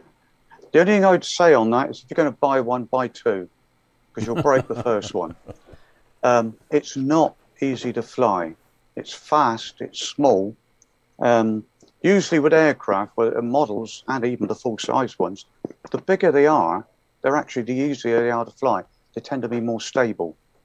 They always show a lad there with that plane, you know, and I would think he'd be very lucky if he could get it off the ground or off the back of his hand even. You know, get two if you're going to buy them. Just to sort of summarize, really, remember, if you buy batteries, you definitely get what you pay for. I'm very dubious about some of the Chinese suppliers. If you know them and you know the history, no problem with that. Hobby King they're Chinese, but I do support them because they're a massive worldwide radio control and model. They do all sorts of things these days besides the model field. And what you tend to get what you pay for with them, and they're very competitive. They pick the good Chinese stuff. But it's hobbyking.com, and then you can just select the UK site. And quite often the stock is in stock in the UK. If it isn't, you get it in a few days. Any questions? I'm more than happy to take questions. I'm sure. I no doubt haven't covered everything. No, not at all. I think you're going to have a lot of questions. Probably one of them is going to be where can you buy that Spitfire, Bill? I was going to ask you actually. I scribbled a note because I know there's little quadcopters that became all the rage, which we sometimes call drones now, but they started off with those things. They of course use a lot of software and things to make them quite stable and easy to fly. But I did wonder about that Spitfire, whether that would be difficult. It's extremely difficult. I mean, it's got a really, you'll see the dihedrals like that. The more dihedral you put within reason, the more stable an aircraft is. If you have a model aircraft and the wings slope up slightly, you've got a lot more chance of flying it and it'll be stable. When you've learnt to fly it, it'll then go on to something with a slight dihedral or none. Because they tend to be less stable but a lot more acrobatic. But those aren't easy to fly. I've got a couple of those little tiny drones. They take a little tiny 3.7 volt single lithium cell. The technology in those, why the drones came about really, was because of the sensor we all have in our smartphones. You know, the GPS, it tells where. And it was designed originally so you could turn the phone sideways or upright and it would correct the screen. All of those 6-axis stabilizers, they call them, are in drones. And that's really, we wouldn't have drones and so on without that in the phones. Even though I think you're talking about probably the accelerometer and the actual software that drives those is quite complex, isn't it? But I guess it's just mass manufactured now and people don't think about the coding that's probably needed to give those accelerometers a useful output to trim and adjust motors. It's amazing. Most of it is either probably the accelerometer and then a program chip that will drive the 4 motors and take the inputs and send inputs in and out to the accelerometer and so on. They're quite amazing. All on a board about the size of a postage stamp. I know. Incredible, isn't it? Yes. No. Well, I suppose we're not here really to talk about radio control, or at least not only anyway. We've got a few questions for you, Bill. I'd like to read them to you. And of course, a reminder to everybody at home now, if you've got questions or comments or feedback or you've experienced with some of these batteries as well, please share them now. So I'll start off with the first question we got, which was from Steve G4ERV. He says, Bill, there are videos of people in India cutting the tops off lead-acid car batteries, emptying the acid, cleaning the plates and reassembling the battery. What do you think about that? Yeah, I thought you were going to say about the spoof batteries. I saw a picture the other day where somebody bought a Chinese battery and it was a 40 amp car battery or something and it had no capacity. And in the end, they sawed the top off of it. I got a feeling it was trading standards and inside was a little 12 volt 7 amp hour cell that they'd wired up to the terminals and put a lid back on. Absolute con. Now, yeah, you can take what they're doing in India, if you take the cells out, so you've got like the positive negative plates and there are groups of them with insulators in between. What you get in all lead acid batteries, they lose their life normally because if you imagine my fingers are the plates that come down and that's the bottom of the battery, these are always shedding during use lead dust out. And eventually it will build up peaks here. And when those peaks shorts across here, it'll kill that cell. Used to hear them say, oh, it's got a duff cell or a shorted cell. What they're doing by taking the top off, cleaning it out, they're washing out that lead dust that's come out of the plates. It will work again, but it still won't have the capacity it originally had because quite a lot of the materials fell out the plates. Right. Probably half of the surface area, of the grid, the battery plate, has gone. It'll have the grid there, like the chicken wire, but there won't be any lead paste in it. So it's not the acid itself that sort of wears out as such. No, what normally happens, because normally with a lead acid battery, it's acid with a specific gravity of 1260, as we always said. No, the main thing it will come off is the water, and then you top it back up with distilled water. The acid doesn't tend to evaporate out. What you get in charging is hydrogen and oxygen. Of course, 2 hydrogen, 1 oxygen, that's your water. And that's why the water level drops. But of course, sulfuric acid, so H2SO4, that doesn't tend to be driven off. So very rarely is the electrolyte, as they call it, gets damaged. But what you would have, say you had a 20 amp hour or say a 40 amp hour car battery, you empty it out, put it back together, top it back up with fresh electrolyte, charge it up. I would be surprised if you had 25 or 30 amp hours energy left, but it will work. The big problem you've got with lead acid, especially a car battery, it's the surface area of the plate that gives you what they call cold cranking amps. Used to look in battery catalogues, and they used to lift this CCA, and it would be 3,000 amps, and then amp hours, 40 amp hours or 60 amp hours. So it's the surface area that gives you that energy you need to start a car. It's the thickness of each plate is the amp hour capacity. In a way, how long it would keep supplying that energy until it went flat. Although this isn't a question for anybody else, but it might be a question others are thinking. So while we're on this subject, just before, I'm sure we're going to be mainly talking about lithium. What's the difference then between the sort of battery, a starter engine battery, which needs a high amount of current for a small amount of time, and say a leisure battery, which is designed to give a constant voltage for a lot longer period of time? Just roughly inside the physics of it, what's different about it? There's 2 ways you can do it. When I was on Oldham, we were making leisure batteries, but they hardly differed from the conventional car battery. Because the modern car battery's got fairly long shelf life, if you charge it up, it'll hold it, because it's a lead calcium battery. You can't really reduce the size of the plates and put thick ones in because of the case. There's very little difference. There might be slightly thicker plates if you want a lot more current, but we have production lines, and I mean, to make one type of the 100-odd different batteries we made, it meant shutting down a line. It would all be ripped out, the new line would be put in, and then they'd spend a week producing just that particular type of battery. Then they'd rip it all out, produce another one. They weren't going to do that for a fairly limited market. No, of course. So all they were basically were adapted car batteries. There's nothing wrong in that. It'll do the job properly. What you don't need really is just the cold cranking ability, the big surface area. But you've got it anyway. Yeah. Thank you. Stuart M0JKB, a very topical question now with electric cars everywhere. If not allowing batteries to fall below 80%, I think he probably means 20%, how would this affect batteries in electric vehicles, he says? A good question, actually.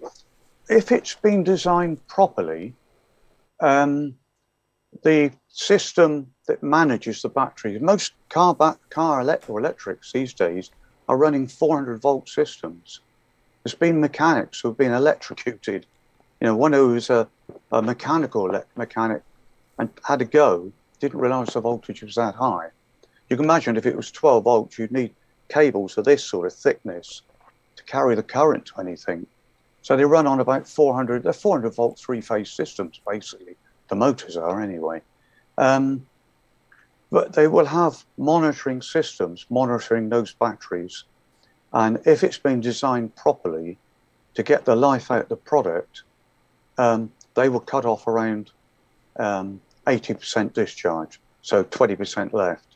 If they kept dropping them right down to nothing, the batteries just wouldn't last a few weeks. And you would get situations where somebody'd say, flattened the battery completely on a Friday, parked it up, and on Monday, couldn't even get it going and couldn't get a charge into it. So those systems should manage that discharge.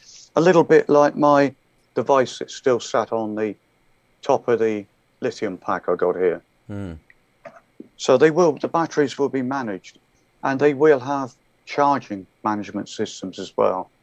There'll be thermocouples in amongst them, because that's a good way to tell if a battery's getting overcharged, if it's getting too hot. Yes. Yeah, I gather so, some of the bigger cars, the Teslas and things, even have channels of air and water and goodness knows what for cooling and and they can just switch on and off different cells as and when they become charged and discharged. It's literally a science, isn't it?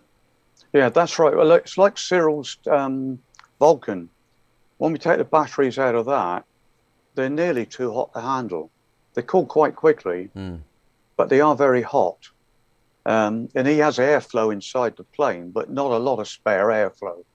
But the thing's probably only flying for about 7 or 8 minutes anyway. And then it'll come down. At radio control, you set a timer. You know it's going to, you can set it up static and say, well, 8 minutes and battery's going to be 25% less. You always allow that 5% in case you can't land the first time round. So you have to go around again. And that will start to beep on your transmitter. It's quite difficult, though, isn't it, to measure? I've been involved with product design for most of my career, and the earlier types of nickel metal hydride, as you said, they were quite a nice battery where you could charge them very simply, very efficiently, even just using a simple series resistor, because it would reduce the charging rate as the voltage went up. And you could sort of predict much more easily how long there was left in the battery because of that curve that you showed at the beginning. Whereas lithium, everybody will remember the way you drew the line and then suddenly drops off. It means it's really difficult to predict how much life is left in the battery without using some intelligence to work out actually how much you've used. That's right. Even like the little device I got on that battery, that little tiny device, it's got a chip in there that monitors the 4 cells in that battery. And when they get to 3 volts, any one of them, it will go into alarm mode.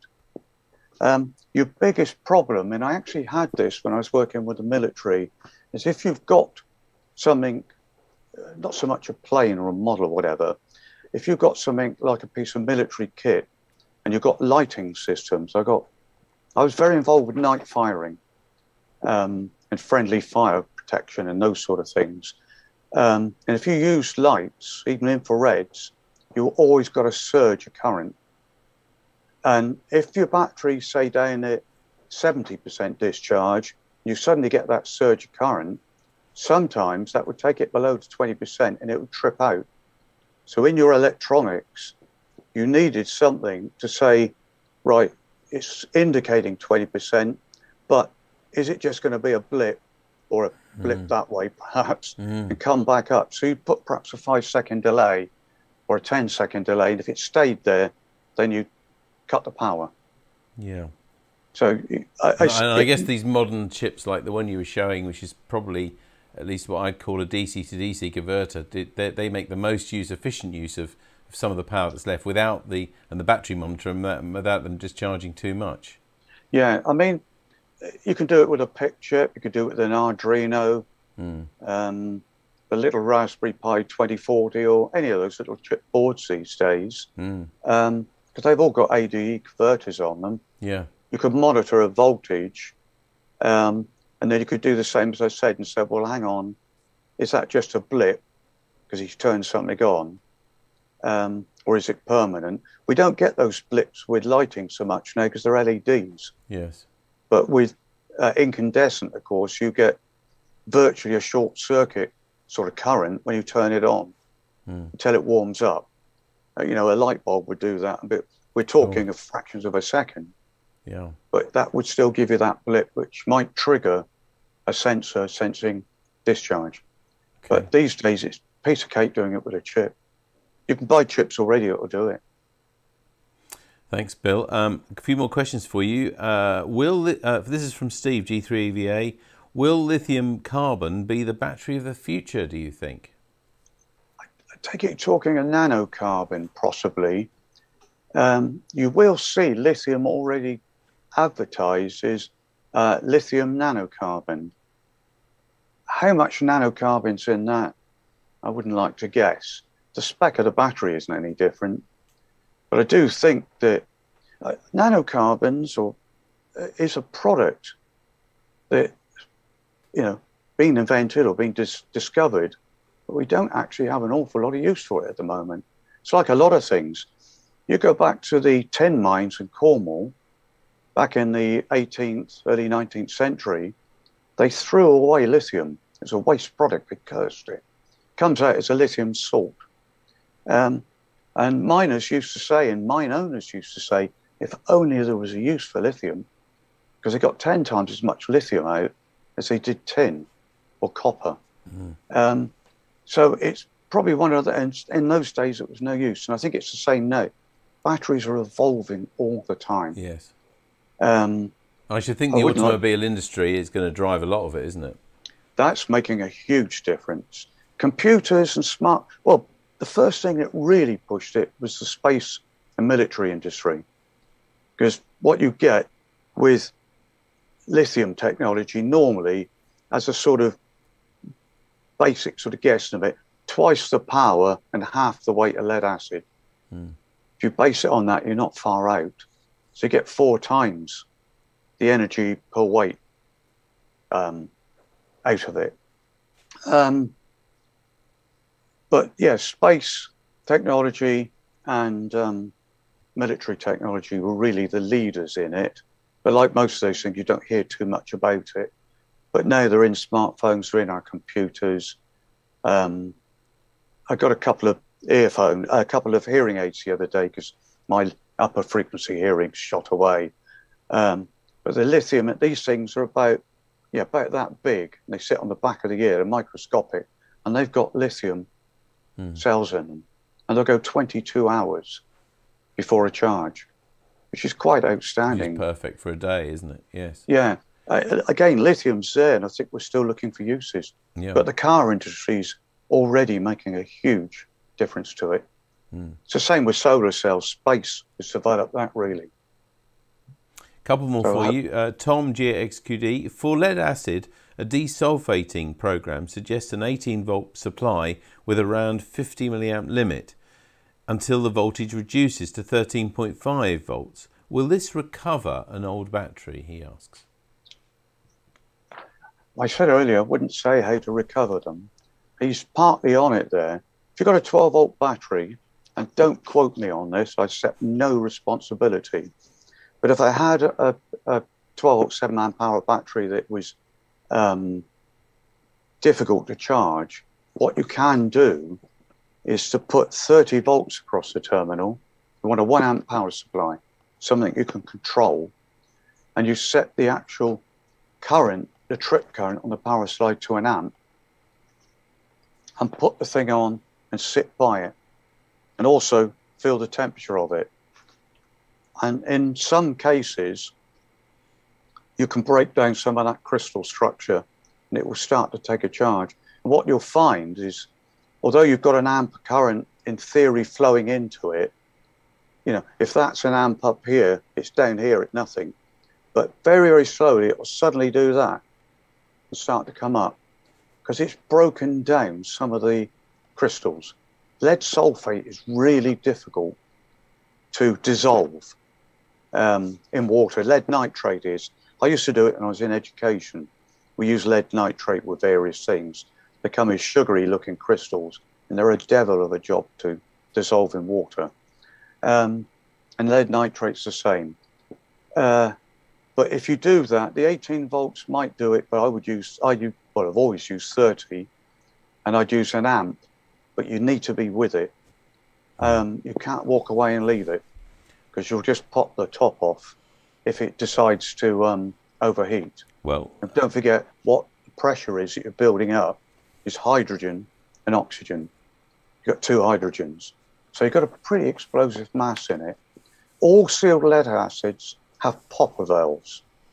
in the top, although you can't get in them, below it, there's a little tiny thing. It looks a little bit like a little tiny pen top, and that's got a pressure valve in it. And if you're overcharging and you listen to them, you'll hear them pop. They do, go. If that's happening, that's your electrolyte going off to the atmosphere as hydrogen and oxygen. Yeah. And you can't replace it. The tops are ultrasonically welded on. But yes, you can try it if you've got one. You'll often see sealed lead acids for sale at rallies. Often 12 volt, 7 amp hours that come out of alarms. But if they've been left flat for a long time, I would take a voltmeter with you. There's nothing across the terminals, or only a couple of volts. Personally, I wouldn't touch it because it's only a compromise. Good advice, Bill. And as you said, though, to take special care, know what you're doing if you're going to experiment with things like that. Yeah. That wasn't really a recommendation from Bill, just something that might work. Nev M0NFY says a lot of talk about fast and rapid charging of LiPo and LiFePO, if that's how you pronounce it. I'm in no rush though, so can they be charged slowly at maybe 20 to 50 milliamps? I'd go above that. That's a good question, actually. Usually, the lower rate that you charge them at, the longer life you get out the battery because you stress them less. There's more or less likelihood for stuff to move on the plates and so on. If I don't need that 5 amp hour battery for another week or so, I could charge that at what I call C1, 5 amps. I could actually charge it at up to 25 amps. I wouldn't recommend it. You need to really be careful if you're doing it. And of course, you need a hefty charger. But normally, I'd only charge that probably at 1 amp. So it would take, it doesn't matter because the charger is completely automatic. So on my charger, on the front, I can set the type of battery, the charge rates, and all the various other things here. And if I don't want to charge it at 5 amp hours, I can just say no, charge it at 1 amp. I do the same with the nickel hydrides. If I don't need them, I keep a stock of nickel hydrides. And if I don't need them for anything particular, I would just put them on at 500 milliamps or 300 milliamps. I tend to divide whatever the capacity is. This is a 750 milliamp hour nickel hydride. I'd normally charge that at 250 milliamps. I usually go C3 personally because I find that works. They'll still get warm, but they don't get that warm. If you charge them at C1, you'll find they get quite hot. And that does affect their life, including any gassing, because these will gas as well, and they do have a vent. If you ever see when it's been overcharged and left, you'll see they go green around the ends. And that's the gas that's come out and affected the metals. Yeah, the products I designed had built-in batteries, which were sealed in, and so we never went above 10 actually, so 10% of the charge rate. Otherwise, we'd have those sort of things and corrosion problems and things like that. That's right. C10's the ideal because for 14 hours, that's always been the golden rule. But if you've got a chip in it that's monitoring them, it looks for that. You get like a delta peak type thing. And that indicates when the battery's fully charged or just going over. You drop into another type of charge cycle and gradually drop it away until you stop charging it. But it's all in chips now. I used to design it all manually before, programmable chips. And me. We're nearly there now. We've just got a couple more questions for you. Sorry, one really. Robert G4T UK says, is it wise to store an LA bat, I guess that's lead acid, on a concrete floor, he asks? Just to put an ordinary lead acid on a concrete? Is that what he means? I guess so. That's all I've got. So he says, is it wise to store an LA battery or bat on a concrete floor? No. I'll tell you why. If the concrete got very cold, of course, it could chill the battery. The electrolyte itself, which is mixed, has a lower freezing point than water. But the more dangerous thing is a bit of grit. The modern battery's got a polypropylene case. The old ones used to have a hard rubber case, and those would really chip easily. But even if you put a polypropylene car battery down on a piece of concrete, and there's one little tiny piece of grit there, it can break the bottom of the polyprop. and then you've got a battery you can't use basically properly, and especially with, you know, diluted sulfuric acid around it. It's pretty difficult to glue. It's probably a physical thing to watch rather than any kind of, you know, like cold floor that concrete might normally be.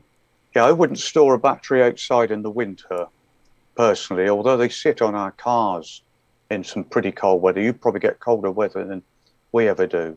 Mm-hmm. When we get snow, we all go out and lay in it and wave our hands because we never see it down here. The last time I saw snow, I was in Switzerland, you know, so, but, you know, when you think of that, the car is getting down to at least freezing point. But because the electrolytes got sulfuric acid in it, it freezes it quite a lot lower temperature anyway. That's the reason as well, by the way, why when it's very cold, it's usually the time your battery fails. Because you've got this very cold chemistry set. And you can remember at school, you used to put a Bunsen under a tube or something to heat it up, and then the reaction would all start. It's the same with a car battery.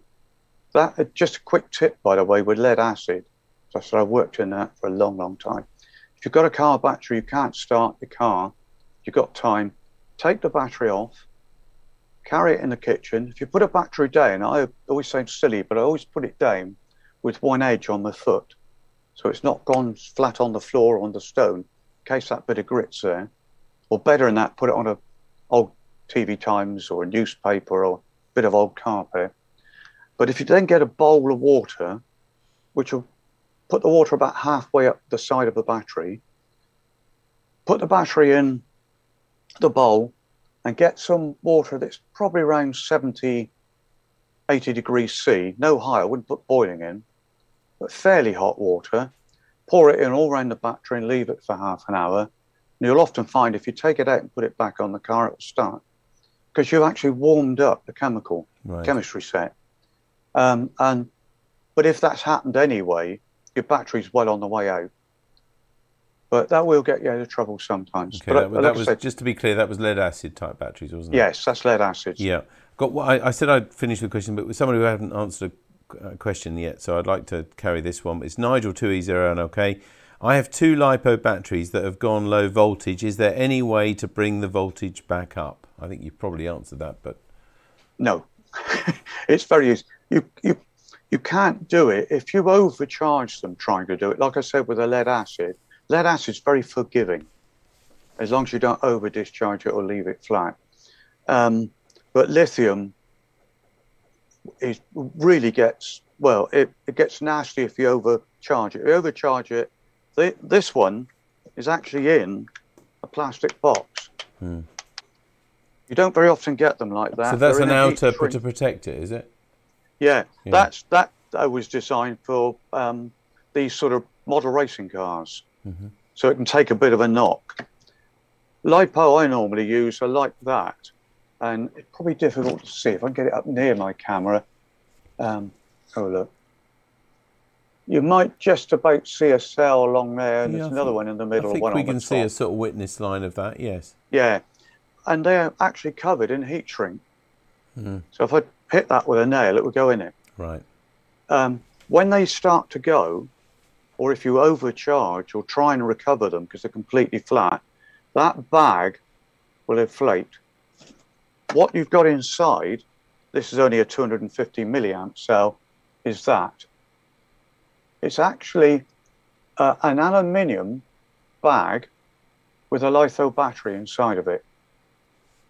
And all this is a bigger version, 3 of them joined together in series in a heat shrink case.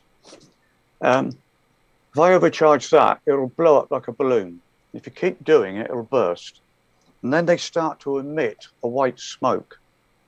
You'll kill it anyway, and the white smoke will keep going for quite some time because the lithium itself will burn.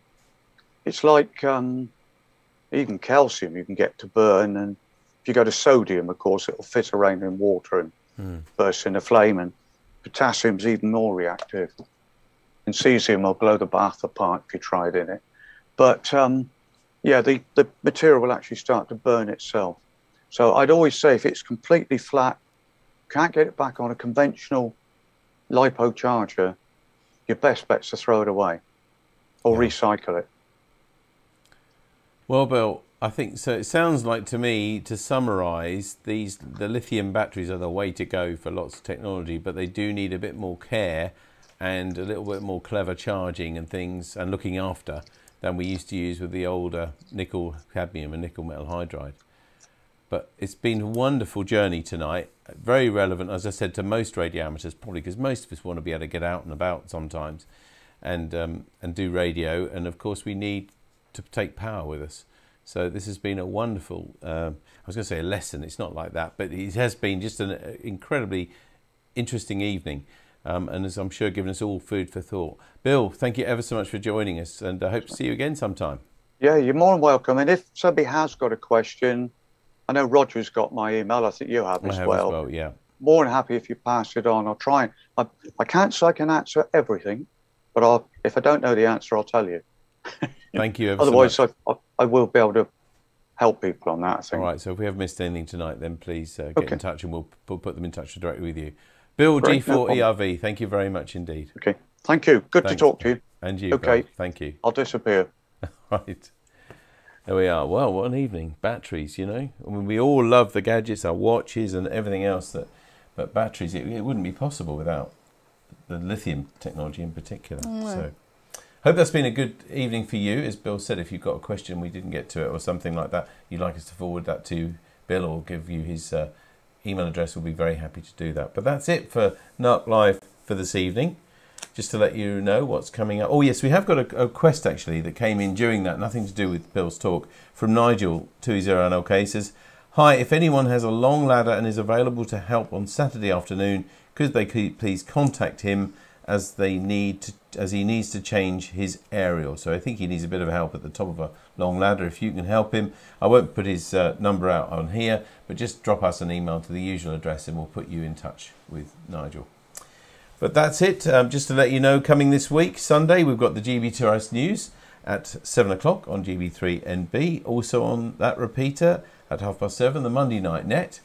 Everybody's welcome, of course. And at 8:30, the 80-metre CW Net on 3.543 megahertz. And then next Wednesday here, 20th of July, we're back here again for NARC Live. And the main event is Kevin N4XL telling us how to set up and configure the popular logging program N1MM. And then just a reminder, the following Wednesday we've got a meeting back at the school and we're also doing the trophy fox hunt. That's it though from Tammy and from me, so I hope you've enjoyed this evening, and until next week from Tammy. Bye bye. And by the way, it's a super moon tonight, and no, I'm not being personal. So have a look at that. That's tonight, Wednesday. And from me, David. It comes up in 20 minutes. 20 minutes, there we are. Moonrise. From me, David G7ERP as well. Take care of yourselves. Look after each other. Bye-bye.